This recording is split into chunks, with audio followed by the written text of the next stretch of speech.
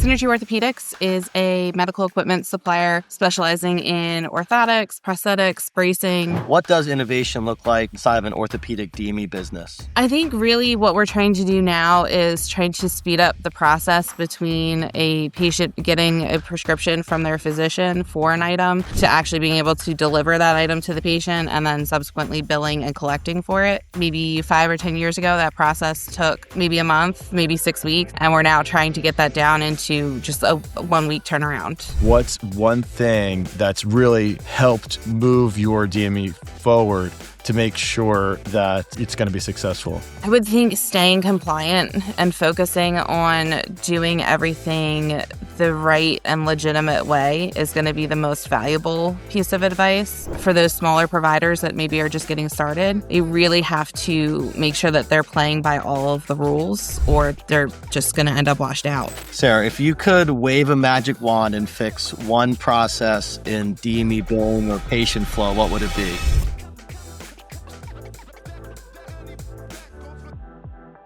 We are live on the #1 DME podcast in the country, claim to fame. And today we have a special guest, Sarah Staley from Synergy Orthopedics. Sarah, welcome to the show.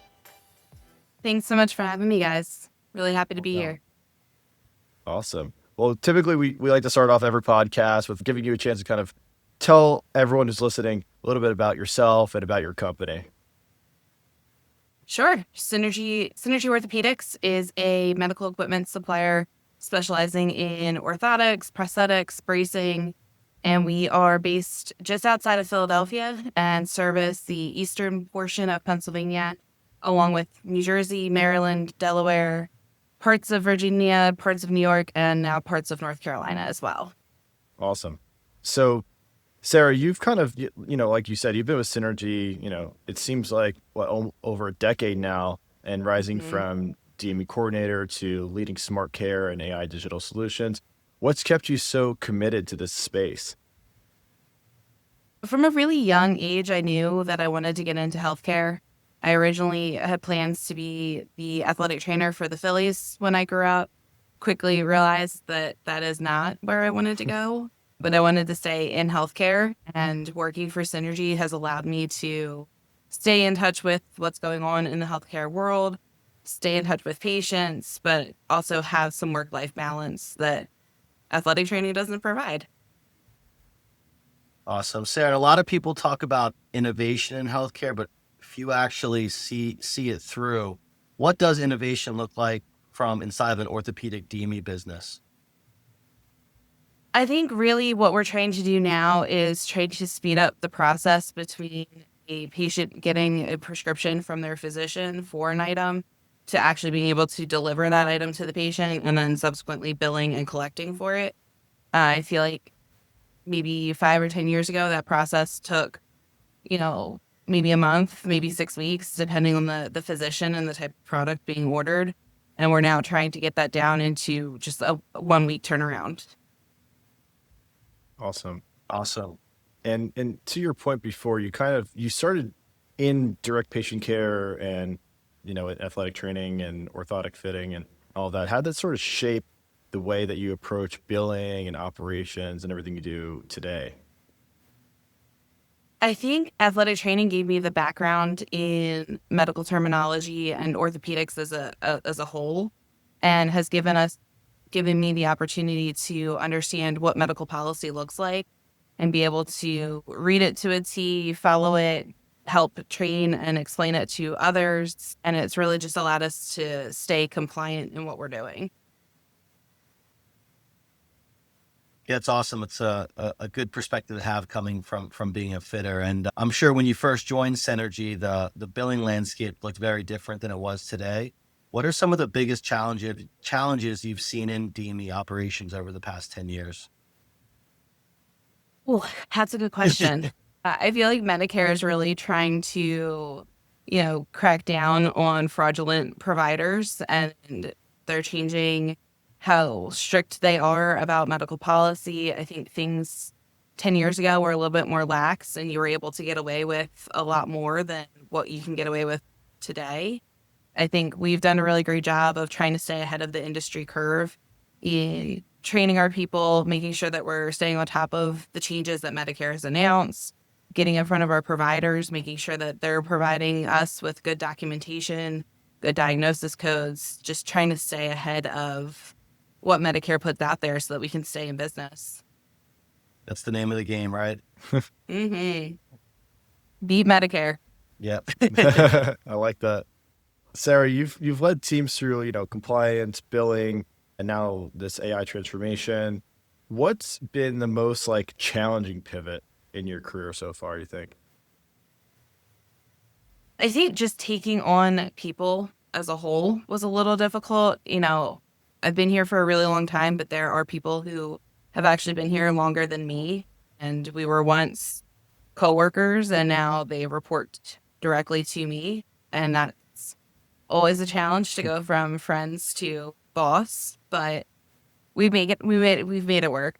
I thankfully have two in particular that have been here for, I think, 14 and 15 years at this point, and they've really been helpful in making sure we're doing all the right things. They gave me a lot of training early on. They've just been really great to have, but that was definitely a tough challenge for the first 2 or 3 years of now being a boss.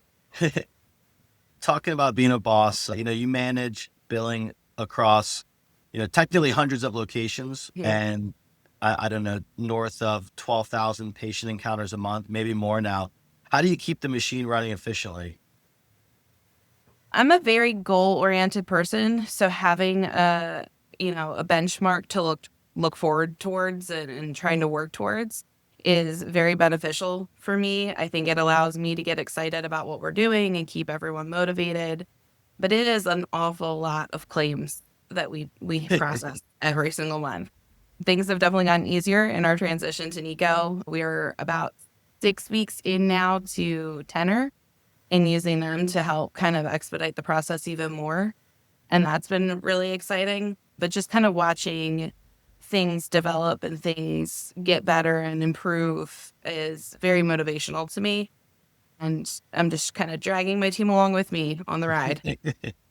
Well, I can say from my personal experience working with you, definitely leading the charge on some of these, I guess, digital transformation initiatives. And kudos to you. I think that's the direction everything's going. And yeah, I feel like on every episode, AI comes up. So any deeper thoughts on AI, how you guys first decided to start leveraging it, or the direction you see some of the things are going, or maybe recommendations to other providers that might be listening to this? Yeah, I mean, we've been very happy so far with Tenor. The whole team that we've been working with there has been fantastic. I am actually also partnering with IntelliStack.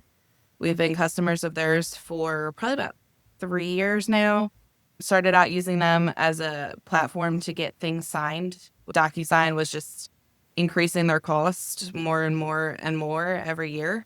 So we decided to look into something different, and we found FormStack.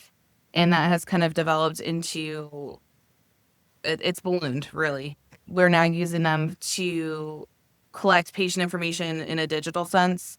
So now one of our reps can go into the patient's home with just their phone or their tablet, collect all the information, patient signs right then and there, and it in my inbox within, 30 seconds. Sweet. Really trying hard to speed up that process between referral and payment. That's the ultimate goal, right? Is the only way to survive in this industry is to make sure that you get paid and you get paid quickly. Sarah, Absolutely. And I saw they even had you speak at a conference, which is you're becoming the next DME influencer. Apparently, it's a little overwhelming, but we're doing it. move over way. We need more. We need more. Well, there's not enough. Question for you. So there's probably a good amount of, newer DMEs that are going to listen to this, growing DMEs that are going to listen to this. And it sounds like you've influenced a lot of your practice with AI transformation to technology. For any new or growing DME that's listening right now, what's one thing that's really helped move your DME forward to make sure that, it's going to be successful? I would think staying compliant and focusing on doing everything the right and legitimate way is going to be the most valuable piece of advice. I think there are so many companies out there that are fraudulent. We see the headlines all the time from Medicare that they've, found yet another fraudulent provider that is billing for patients that never received the items. I think Medicare is really trying to crack down on a lot of that, especially with the upcoming competitive bidding. And for those smaller providers that maybe are just getting started, they really have to make sure that they're playing by all of the rules, or they're just going to end up washed out. Sarah, there's always tension between compliance requirements and the need for efficiency. How do you navigate that? It's definitely hard having a kind of report card to come back to your sales team and say, look, we were audited on 100 claims this past quarter. We passed 95 of them. That's why we're asking you to do the things that we ask you to do. It has to be a teamwork approach, right? I don't want to hold onto claims. I don't want to hold patients back from getting what they need, but I do have to make sure that we are getting paid, and it's a lot of balancing and just reminding people that we do know what we're talking about. We're not just here to make it more difficult for you. Absolutely. In your opinion, what kind of separates the DMEs that thrive from the ones that struggle? Honestly, it's probably a money factor. I think when you have audits that you're going up against, especially those prepayment audits, your money isn't coming in as quickly as you would like it to, and the costs associated, those prolonged delays, can really hurt those smaller companies. Sarah, just taking one step back quickly to the compliance side, how do you maintain like that level of discipline you mentioned, like the scorecarding, even as you know, integrate automation and AI into the mix there? A lot of it is trial and error. You kind of have to figure out what works and then get everyone else to jump ship with you. I think I myself have been here for a really long time. Most of our employees, I think the last count was they're averaging like 4 years tenure. So I've been here for a really, really long time. So I think a lot of people respect what I say, and that I've done my research and my homework on how we're going to move forward in something. But a lot of it is just kind of figuring it out as you go and getting everyone on board with you. Gotcha. Now that you're going live with the AI and have implemented it, is there any like misconceptions about AI in healthcare that you might want to clear up, or just your personal experience? Yeah, I think everyone hears the word or the term AI and they think that it's just going to come in and like solve all their problems. And Like a that's not the magic pill. case. That's what I say. Yeah, you're not just waving a Doesn't wand. yeah. There is a human element that goes into it. So I think we've had conversations with our employees. People tend to be very nervous when they hear AI because they think that it's coming for their job. But there's a 100% a human element involved. People still have to review what the AI does and make sure that it is actually in fact correct, because Medicare is not going to want to hear that, oh, AI did it. No, you build the claim. It's your responsibility for making sure it's accurate. Totally. And kind of going off of that, where do you see the biggest opportunities for AI to help streamline DME operations? Is it like prior auths, inventory, documentation, something else? I think it can solve a lot of problems in a lot of places. Getting the information, those communication lags that we see a lot of times where a provider operates in one system, then they're faxing it to us, we're operating in another system. I think there's a lot that could be done there in kind of streamlining the way that information gets passed between all of the involved parties. Sarah, if you could wave a magic wand and fix one process in DME billing or patient flow, what would it be? Probably same and similar. I think that that's one that really bugs me, is that patients end up not being able to get what they need, what their physician says that they need, because of something that they may have gotten years ago that they've probably thrown away or lost or just frankly smells and they don't want to use it anymore. So I think if I could get rid of same and similar, it would make things a lot easier for a lot of providers like us. I think our listeners will agree as well. Sarah, orthopedic DMEs play such a unique role at the intersection of clinic and patient. Where do you see that space heading in the next 5 or so years? I really don't know. I think there's a very big push in urgent cares these days. I think a lot of emergency rooms, you don't see the sprained ankles and fractured wrists anymore. I think that they're moving towards urgent cares, which is great for us because we do a lot of business with urgent cares. You're saying But like if I sprain my wrist, knock on wood, I guess I'd probably go to the urgent care versus the hospital, right? If it's something like I twisted it going down the stairs, right? Not like I need to call an ambulance. yeah, I think emergency rooms are just so overrun. I mean, you're probably familiar with the fact that Crozier has closed down in this area. So now the other ERs are absorbing even more patients. No one wants to go to the emergency room anymore for just a sprained ankle. So urgent care seem to be kind of the future. It's interesting. And I like, to your point, I see them popping up everywhere. Like when I drive to my house, I probably pass like 6 urgent cares and there's a new one like every other year. Seems like it, for sure. Yeah. That's an interesting insight. It's kind of a tough question, but it's interesting to hear people's like perspective on trends that, you might kind of overlook. So thank you for that. Going on to another direction, in terms of advice, like I said, there's always a lot of DME providers, spudding new expert level DMEs, but I always like to hear, our guests, insight on this. But in terms of advice, what kind of advice would you give to other DME leaders that are trying to sort of modernize their tech stack without overwhelming their teams? Definitely shop around for what's out there. We made the decision probably 2 years ago at this point that we were going to change billing softwares. And we went through, I couldn't even begin to tell you how many different demos of things and how many rounds of questions and interviews that poor Wayne had to go through before we finally settled on Nico. But I think do your research, get to know what's out there, what works for you. We do a lot of stock and bill consignment locations, and there really isn't much out there that could accommodate what our model looks like. And we felt like Nico was the most willing to adapt to us and help us kind of figure it out for the future.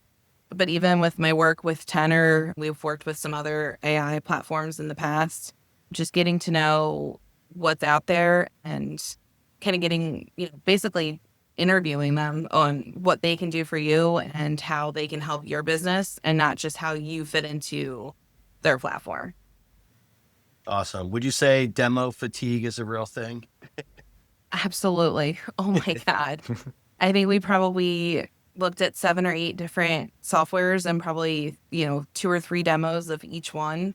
It's a lot. It was exhausting. It's definitely a lot. So typically what we do at the end of every podcast is we end with a rapid fire, sort of a this or that segment, which is fun and easy and no gotcha questions. So whenever you're ready. I think Sarah's a fan of the podcast, so I think she's heard Okay, some all of right, these. cool. Yeah, she might be. I number one. am. I've listened. Love it. Love it. Spotify just put out their recent reporting on the Unwrapped, and we've won a couple of awards for the podcast already. So pretty exciting stuff. We'll Yeah, be pretty live on cool. that soon. But I won't talk about myself anymore. We'll move on to you back to rapid fire. All right, cool. We'll start the rapid fire. So this or that, AI or intuition? Intuition. At the end of the day, it really does come down to the human. Paper claim or digital submission? Digital. Billing call or tech troubleshooting? Probably tech troubleshooting. Billing calls tend to end up being complaints. Automate or delegate? Ooh, that's a tough one. I would say I probably lean towards more of automation just because it can do it again in the future. But delegating is also really important too. First word that comes to mind when you hear prior authorization? No, thank you. If you could automate one daily task forever, what would it be?